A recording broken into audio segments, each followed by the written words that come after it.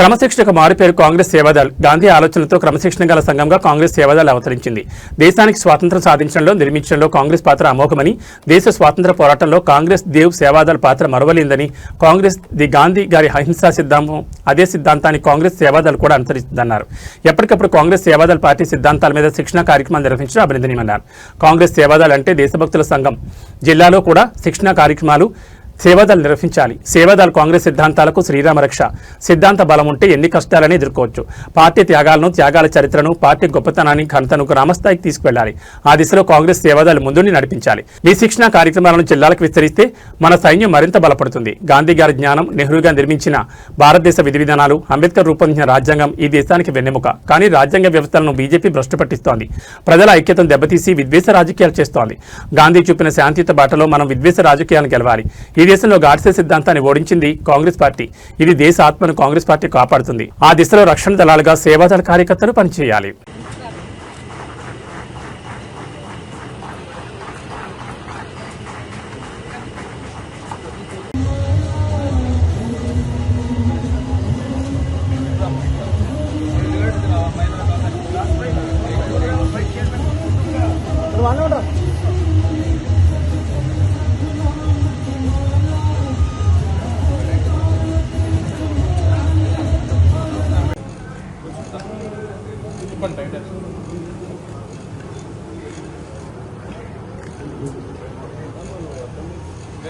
Screen రావాలి చూడు.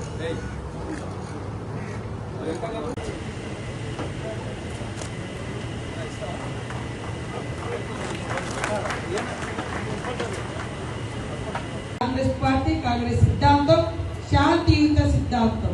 తెల్లటి బట్ట ఎంత నీట్ గా ఫేర్ గా ఉంటుందో కాంగ్రెస్ విధానం కూడా అదే. కాబట్టి కాంగ్రెస్ సిద్ధాంతం అంటేనే గాంధీ ఐడియాలజీ, గాంధీ ఐడియాలజీ అంటేనే కాంగ్రెస్ విధానం. కాబట్టి గాంధీ గారు చూపిన శాంతియుత గొప్ప మార్గంలో అందరం ప్రయాణిద్దామని తెలియజేస్తూ, తప్పకుండా నా మాటగా ముఖ్యమంత్రి గారికి కూడా ఇక్కడ జరుగుతున్న సమ్మత్ శిక్షణ గురించి తెలియజేసి వచ్చే విధంగా నేను కూడా వారికి తెలియజేస్తాను, కోరుతానని తెలియజేస్తూ మీ అందరి దగ్గర సెలవు తీసుకుంటున్నాను. జై హింద్. మా సేవాదళ సైనికులకు అందరికీ పేరు పేరున హృదయపూర్వక భారతీయ ఉద్యమాభివందనాలతో జై గాంధీ, జై నెహ్రూ, జై సేవాదళ్.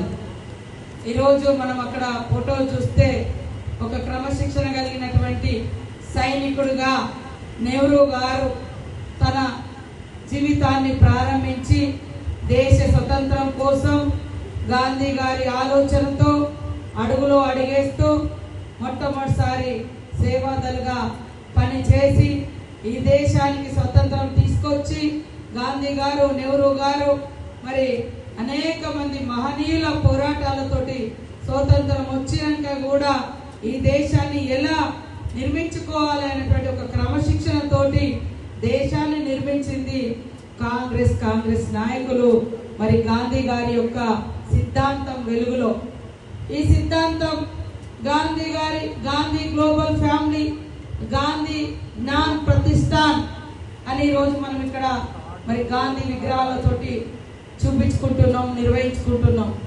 గాంధీ గారి యొక్క స్ఫూర్తి, గాంధీ గారి యొక్క శాంతియుత విధానం ఎన్ని తరాలు మారినా, ఎన్ని యుగాలు మారినా అదే సిద్ధాంతం ఈ సమాజానికి అవసరం. గాంధీ సిద్ధాంతం గాడ్సేల సిద్ధాంతం కాదు, మాది గాంధీ గారి సిద్ధాంతం. మాది గాడ్సేల హత్యల సిద్ధాంతం కాదు, గాంధీ గారి అహింస సిద్ధాంతం. ఈ సిద్ధాంతమే ఈ దేశానికి, ఈ ప్రపంచానికి మంచినిచ్చే మార్గాన్ని చూపించే సిద్ధాంతం. ఇది మనం అందరం అలవర్చుకోవాలి. ఫస్ట్ రాజకీయ నాయకులు చాలా మంది వస్తారు, అవుతారు, కానీ చాలా మందికి సిద్ధాంతాలు, ప్రజల పట్ల కమిట్మెంట్, ప్రజల కోసం పనిచేయాలనేటువంటి ఆలోచన లేదా మన సిద్ధాంతం యొక్క గతం తెలియకపోవచ్చు.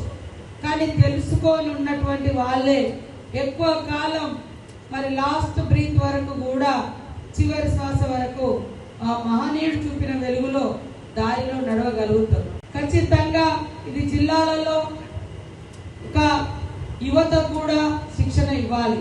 కొత్తగా రాజకీయాలకు వచ్చే వాళ్లకు, సేవా రంగంలోకి వచ్చే వాళ్ళకు కూడా మనం శిక్షణ ఇవ్వాలి. ఇది అశ్రద్ధ చేయకూడదు, చిన్నతనంగా చూడకూడదు.